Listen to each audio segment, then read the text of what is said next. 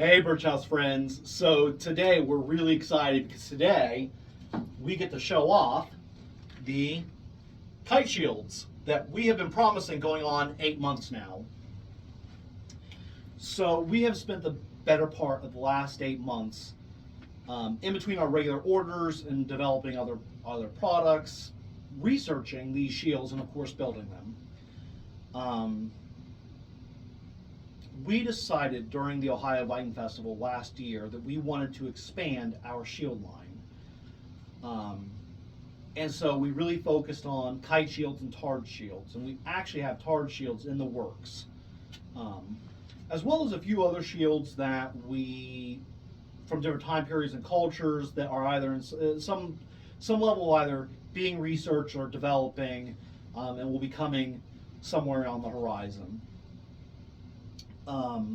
While we were at the festival, we were fortunate to talk to Jim, who was with the Vikings of Volksgard, and he had a kite shield. And he let us play with it, and he let us take photos, and he let us take measurements, and let us sketch, and just was super generous, getting us started on this journey of developing our own kite shields.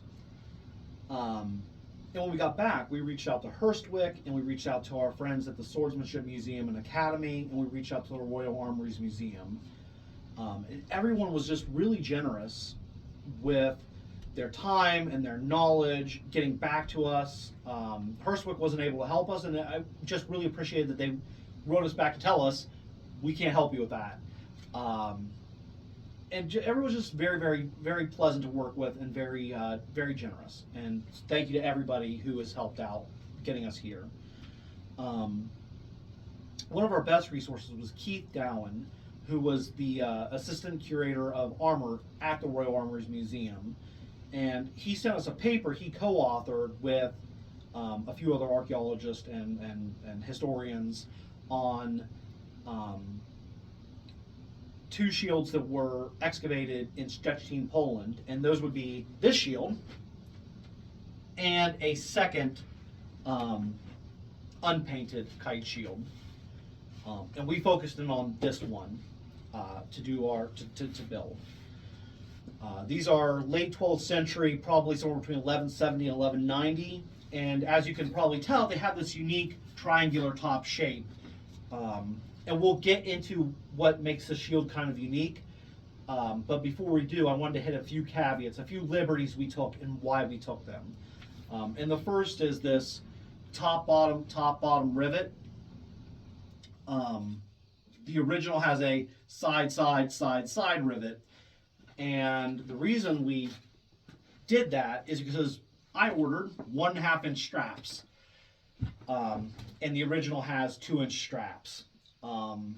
That would make it easier to go that side on the rivets.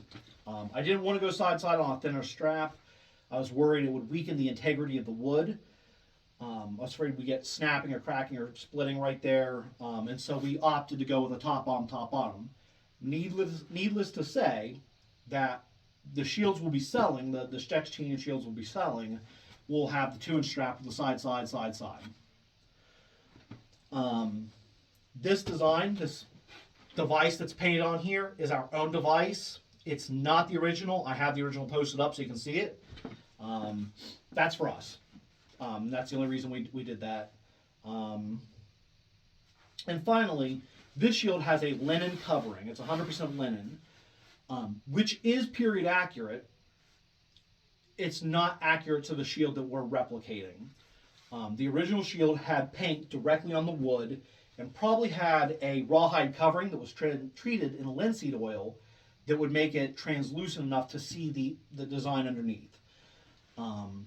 We didn't opt to that for cost reasons. These shields are going to be pricey, so we wanted to build a shield that had the option to bring the price down a little bit.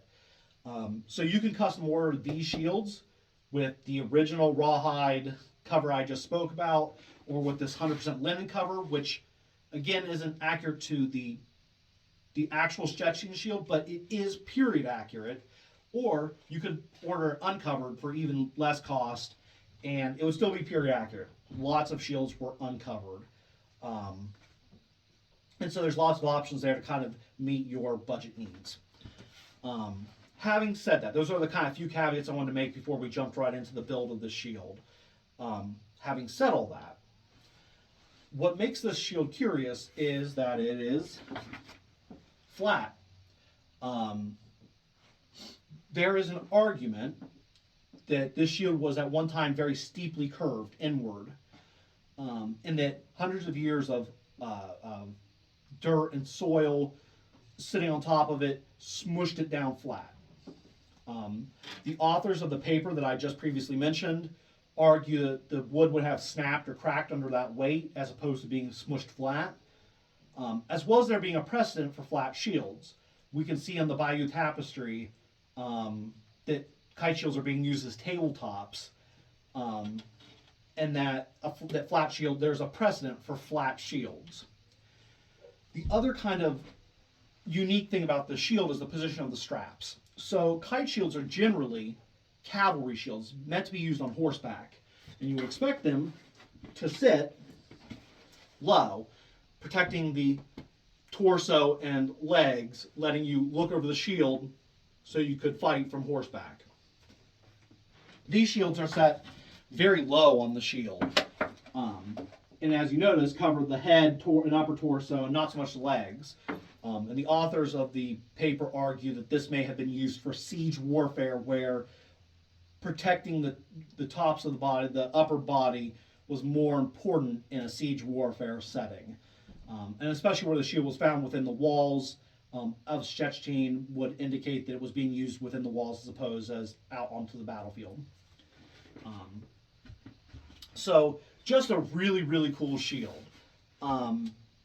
We're going to spend the next 2 to 3 months building shields that look like this, with this triangular top and flat, this Szczecin shield. We'll spend the next 2 to 3 months building 3 to 4 of these, 2 to 3 of these, and then we'll spend another 2 or 3 months building the more iconic kite shield design with the curved top and the inward curvature.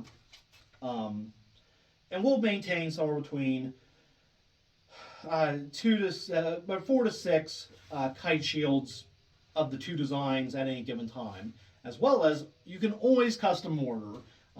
You can custom order, as I said, with whatever covering you wanted. We'll do your paint job for you. And I'll have of course, all my links down below as usual. But yeah, just ridiculously cool. So excited to be bringing kite shields to Birchouse. Thank you so much for watching, and we'll see you in another video.